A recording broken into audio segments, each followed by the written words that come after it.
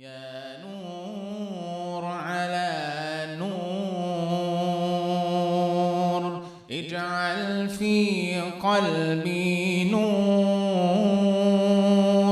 اجعل في سمعي نور وافتح لي طائة نور. بسم الله الرحمن الرحيم. الحمد لله والصلاة والسلام على سيدنا رسول الله وعلى آله وصحبه ومن والاه، وبعد. قدمنا في حلقتين سابقتين حديثا واضحا عن أركان الحج، وذكرنا الأركان الثلاثة المجمع عليها. ذكرنا الإحرام، ذكرنا الوقوف بعرفة، ذكرنا الطواف، يعني طواف الركن، طواف الإفاضة، طواف الزيارة، طواف الحج. الحلقة هذه نتكلم فيها عن السعي، وهو مختلف عليه، أهو من الأركان أم هو من الواجبات؟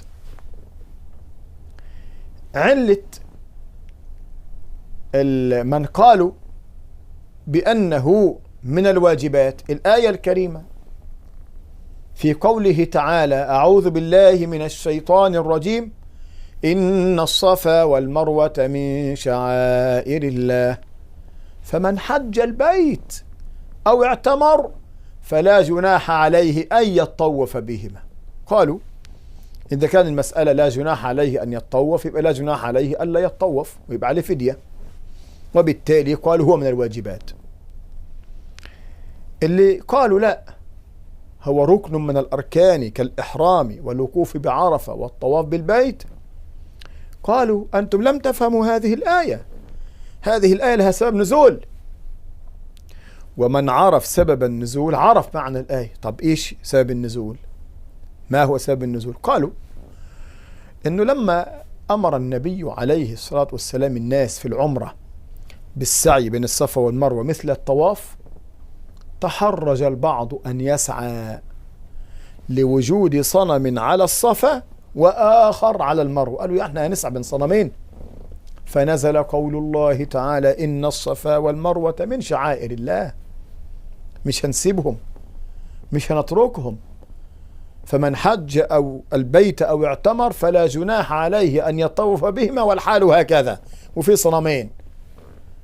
وعلى كل من باب التخفيف على الناس نقول لا مانع من الأخذ بالرأي القائل بأن السعي بين الصفا والمروة من الواجبات، فمن استطاع أن يؤديه أحسن خروجا من الخلاف، ومن لم يستطع أن يؤديه سيكون عليه دم، كما سنتكلم إن شاء الله في حلقة قادمة عن الواجبات وماذا لو ترك واجب من هذه الواجبات. ومعلوم أن السعي أيها الإخوة هو إحياء لسنة عظيمة وموقف عظيم خلده الله سبحانه وتعالى. ستنا هاجر، أنتم تعرفون أن هاجر تزوجها إبراهيم عليه السلام، فلما حملت وأنجبت غارت أمنا سارة. سارة هي الزوجة الكبيرة الأولى، غارت، فأمر الله إبراهيم عليه السلام أن يذهب بهاجر وإسماعيل إلى مكة المكرمة، ولسه ما كانتش بلد، وذلك ربنا قال: رب اجعل هذا بلدا آمنا، وبعدين قال: اجعل هذا البلد آمنا. اجعل هذا بلدا آمنا أي هو لم يكن بلدا فاجعله بلدا، وبعدين هذا لما جعله بلدا قال: اجعل هذا البلد آمنا، فكرر الدعوة لما صارت بلدا. فراح سيدنا إبراهيم واخد هاجر وإسماعيل ووضعهم في المكان اللي هيكون فيه البيت، أو اللي كان فيه البيت، وذهبت معالمه. فصار هاجر بتقول له: أنت ماشي؟ قال: نعم. إلى من تتركنا؟ هتسيبنا أنا والرضيع هنا لمين؟ لا شيء خالص، يعني مفيش أسباب المعيشة، ده صحراء. فسكت إبراهيم، فقالت: الله أمرك. هي عارفة أنه نبي كريم، مش يصرف تصرف من دماغه. الله أمرك بهذا؟ قال: نعم. قالت: إذا لن يضيعنا. شايفين الإيمان؟ شايفين اليقين؟ يوم 2 3 نفد الماء ونفد الطعام. هتقعد حاطه ايدها على خدها؟ كان ممكن تعمل كده امرأة ايه يعني لغايه المراه تعمل ايه؟ ايدها على خدها وتعيط وخلاص جنب الرضيع. لكن لا، راحت تعمل ما عليها، راحت تسعى. انتوا النهارده بتسعوا على رخام وجو مكيف ما شاء الله ونظيف وواسع، يا دوب بنشوف كده تحت لو حد بيطوف من تحت جزء من الجبل كده، رمز سايبينه عشان الناس تعرف ان كان فينا جبل. هي لا، دي كانت بتمشي تصعد الصخر، جبل في الحر الشديد، فتصعد جبل الصفا من فوق عشان تبص بعينيها، جايز تلاقي هنا ميه، جايز تلاقي هنا طيور، جايز تلاقي ناس يغيثوها، ما تلاقيش حد، تروح نازله. بعدين اول ما تنزل من الصفا على طول ب50 متر كده تقريبا تبقى قريبه قوي من الكعبه، اذا ابنها قريب في الحته دي فبكاؤه شديد، فتقوم تجري عشان تنجد الولد وتغيثه، تروح على المروه، تصعد الجبل وتتسلقه، تسلق جبل، مش حضرتك ماشي على الرخام وتعبان، وتصعد المروه تبحث فلا تجد. وهكذا عملت الكلام ده 7 مرات، 7 مرات، من الصفا للمروه 1، من المروه للصفا 2، وهكذا عام 7 مرات. فلم تجد من يغيثها، ولكنها سمعت صوتا فجرت على ابنها، شوف ايه الصوت ده، فإذا بالغوث الإلهي يأتيها من مكان وسبب لم تكن تتوقعه. عارفين جالها منين؟ جالها من تحت قدمي الصبي. انت راح تدورها على الصفا والمروة، كتر خيرك، سعيتي خلاص، عملت اللي عليك. المية هتجيلك من مكان انت مش متصوراه، الغوث والرزق هيجيلنا من مكان احنا مش متصورينه. عمالين تسعوا وتجروا هنا وهنا، اسعوا، ده تعبد، ده لازم ناخد بالأسباب، لكن هيجي منين الرزق المقدر؟ الله أعلم. فعند إسماعيل يجي الرزق منين؟ وهو يبكي يضرب بقدميه في الأرض فينبع الماء من تحت قدميه، فيأتي الغوث، وتيجي ستنا هاجر تزم الماء، تزم يعني تحوط عليه بالرمال عشان ما يمشيش، عشان تعملوا دايرة كده صغيرة، وتقول زمي زمي، تجمعي تجمعي عشان أشرب منك شوية كتار، يوم ولا 2 ولا 3. فصارت زمزم وصارت بئرا أو عينا.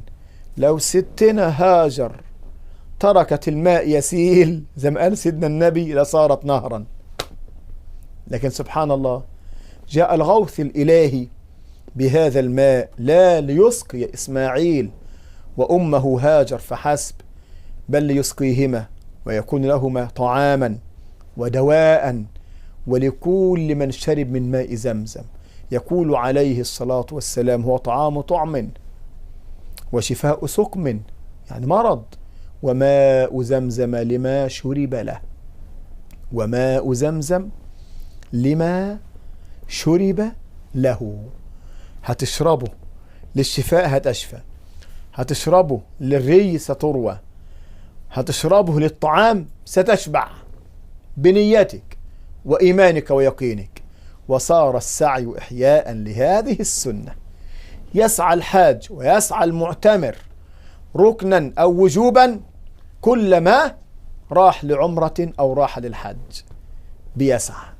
لما يصعد على الصفا يقرأ الآية الكريمة أو الجزء منها: إن الصفا والمروة من شعائر الله، ويقول: أبدأ بما بدأ الله عز وجل به ورسوله، وينظر للكعبة ويقول: الله أكبر الله أكبر الله أكبر، لا إله إلا الله والله أكبر ولله الحمد. ثم يقول: لا إله إلا الله وحده صدق وعده ونصر عبده وعز جنده وهزم الأحزاب وحده. ثم يدعو، ثم ينطلق ويجي عند الملين الأخضرين ويرمل أو يخبو، يعني يسرع الخطوة. وهذا الكلام للرجال فقط وليس للنساء. امرأة هي اللي عملته، ومع ذلك صار سنة في حق الرجال. طب المرأة لا، ليه؟ ما ينفعش، المرأة تستر، ما تجريش قدام الرجالة. وإذا كانت المسألة فيها مشقة فلا يجري الرجال ولا يسرعون الخطى. عايز يمشي مع مراته ولا مع أخته ولا مع والدته يمشي جنبها، في زحمة ما نتكلفش. وهكذا يسعى ليحيي اليقين في قلبه. وبهذا يتم الحديث عن الأركان في حلقاتنا ال3. الأولى تكلمنا فيها عن الأركان المتفق عليها، الثانية تكلمنا فيها عن الطواف بالتحديد، الثالثة تكلمنا عن ركن مختلف عليه وهو السعي بين الصفا والمروة، عند من قالوا بأنه ركن أو قالوا بأنه واجب. وصلى الله وسلم على نبينا محمد وعلى آله وصحبه، والسلام عليكم ورحمة الله وبركاته، في أمان الله. يا نور على نور، اجعل في قلبي نور، اجعل في سمعي نور، وافتح لي طائة نور.